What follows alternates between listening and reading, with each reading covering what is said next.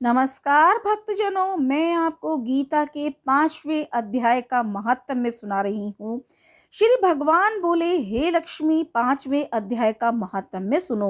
एक ब्राह्मण पिंगल नाम का अपने धर्म से भ्रष्ट हुआ। वह कुसंग में बैठ मच्छी मांस खावे, मदिरा पान करे, जुआ खेले।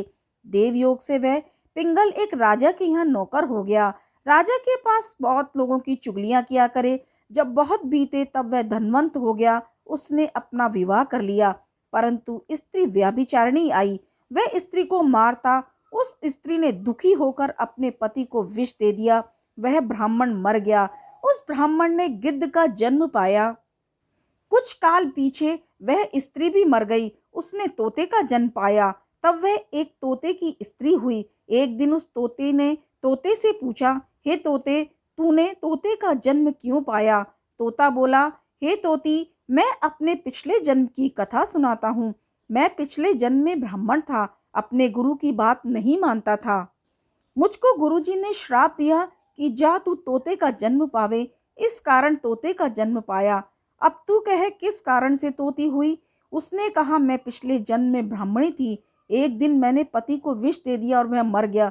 तोते ने कहा, तू बहुत बुरी है जिसने अपने पति को विष दिया। एक दिन वह तोती वन में बैठी हुई थी। वहां गिद्ध आया।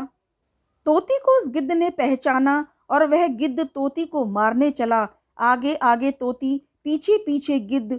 जाते जाते तोती एक शमशान भूमि में थककर गिर पड़ी। वहां एक साधु वैश्य का दाह हुआ था। साधु की खोपड़ी वर्षा के जल के साथ भरी हुई थी।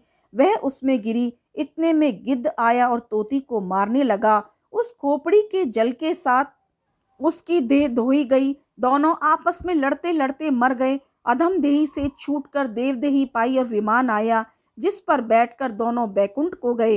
वह खोपड़ी एक साधु की थी जो गीता जी के 5वें अध्याय का पाठ करता था।